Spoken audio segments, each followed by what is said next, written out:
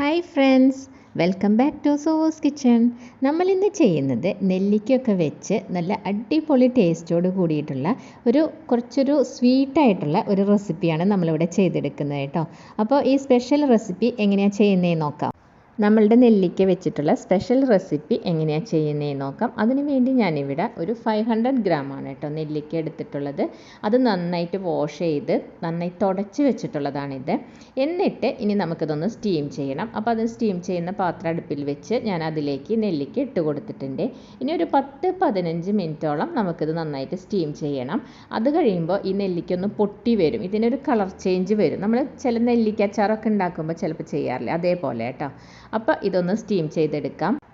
ഇപ്പോൾ ഒരു 10 മിനിറ്റ്സ് കഴിഞ്ഞപ്പോൾ ഞാൻ എൻ്റെ മൂടി ഒന്ന് ഓപ്പൺ ചെയ്ത് നോക്കിയിട്ടുണ്ട്. ഇപ്പോൾ ഇത് കറക്റ്റ് കണ്ടോ, ഇതുപോലെ പൊട്ടി വന്നിട്ടുണ്ട്. ഇതാണ് ഇതിൻ്റെ ഒരു പാകം കേട്ടോ. ഇപ്പോൾ ഇനി നമുക്കിത് തണുത്ത് കഴിഞ്ഞാൽ നന്നായിട്ട് ഇത് കൈകൊണ്ട് തന്നെ അടർത്തിയെടുക്കാൻ പറ്റും. അപ്പോൾ ഇനി കണ്ടോ, ഇതിൻ്റെ കളർ ചേഞ്ചും വന്നിട്ടുണ്ട്. ആ നെല്ലിക്കയുടെ ആ ഗ്രീൻ കളർ ഒന്ന് മാറിയിട്ടുണ്ട്.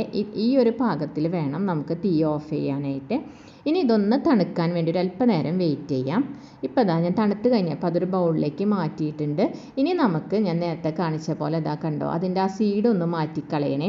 അതിന് വേണ്ടി കൈകൊണ്ട് ഇങ്ങനെ പെട്ടെന്ന് ഈസി ആയിട്ട് തന്നെ നമുക്കത് ചെയ്തെടുക്കാൻ പറ്റും കേട്ടോ. ബുദ്ധിമുട്ടൊന്നുമില്ല, കത്തി ഉപയോഗിക്കേണ്ട ആവശ്യമൊന്നുമില്ല. അങ്ങനെ നമുക്ക് ഓരോന്നും എടുത്ത് ഇതുപോലെ അടർത്തി മാറ്റാം.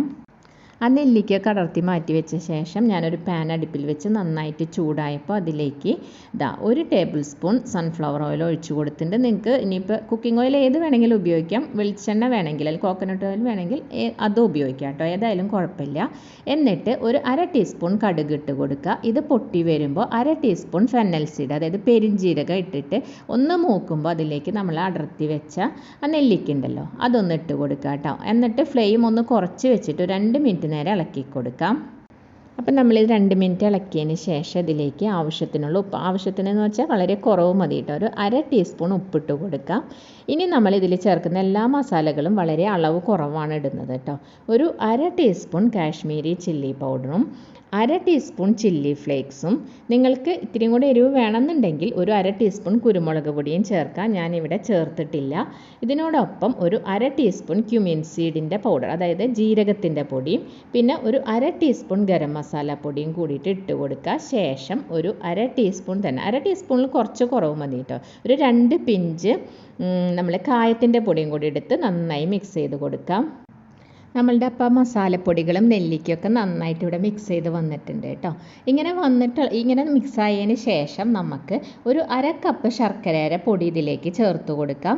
അപ്പോൾ നിങ്ങൾ ഇനിയിപ്പോൾ ശർക്കരയുടെ പൊടിയില്ല, അച്ച് ചേർക്കുകയാണെങ്കിൽ ഗ്രേറ്റ് ചെയ്തിട്ട് ഇട്ട് കൊടുക്കുക കേട്ടോ.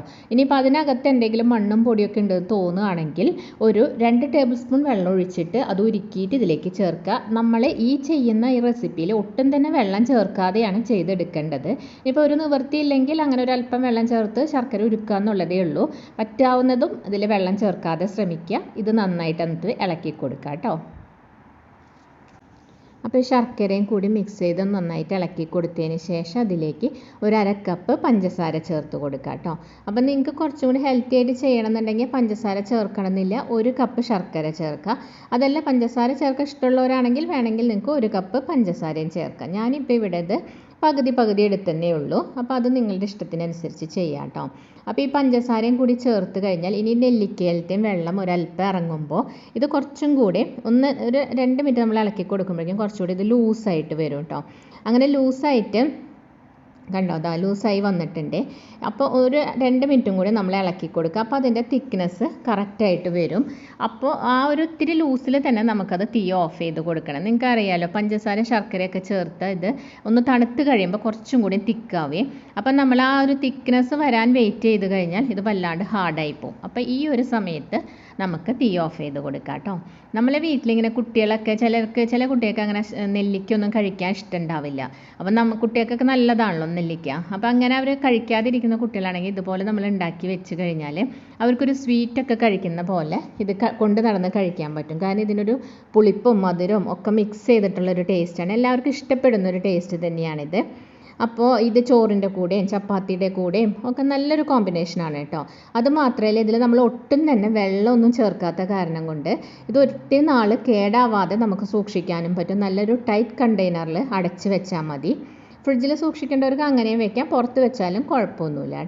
ഇപ്പം നമ്മൾ നെല്ലിക്കൊക്കെ തണുത്ത് വന്നിട്ടുണ്ട്. ഞാനപ്പോൾ ഇതൊരു സെർവിങ് ബൗളിലേക്ക് മാറ്റുകയാണ് കേട്ടോ. അപ്പോൾ നോക്കൂ, അതിൻ്റെ തിക്നെസ് കണ്ടോ, കറക്റ്റായിട്ട് വന്നിട്ടുണ്ട്. അപ്പോൾ നേരത്തെ നമ്മളത് ഓഫ് ചെയ്യുന്ന സമയത്ത് ഒരല്പം വെള്ളം പോലെ ആയിരുന്നെങ്കിലും തണുത്തപ്പോൾ അത് കറക്റ്റായിട്ട് വന്നിട്ടുണ്ട് കേട്ടോ. ഇതാണ് ഇതിൻ്റെ കറക്റ്റ് സ്ട്രക്ചർ എന്ന് പറയുന്നത്. അപ്പോൾ ഇതിലൊട്ടും വെള്ളം ചേർക്കാത്ത കാരണം തന്നെ നമുക്ക് ഒത്തിരി നാൾ കേടാവാതെ സൂക്ഷിക്കാനും പറ്റും കേട്ടോ. ഇതുപോലൊരു റെസിപ്പി നിങ്ങൾ മുന്നേ ചെയ്ത് നോക്കിയിട്ടില്ലെങ്കിൽ ഒന്ന് ട്രൈ ചെയ്ത് നോക്കൂ. എന്നിട്ട് അഭിപ്രായങ്ങൾ കമൻറ്റ് ചെയ്യാനും ഇഷ്ടപ്പെട്ടാൽ ലൈക്ക് ചെയ്യാനും സബ്സ്ക്രൈബ് ചെയ്യാനും മറക്കരുത് കേട്ടോ. അപ്പോൾ പുതിയൊരു വീഡിയോയുമായി കാണുന്നവരേക്കും ബൈ. Thanks for watching സൂസ്.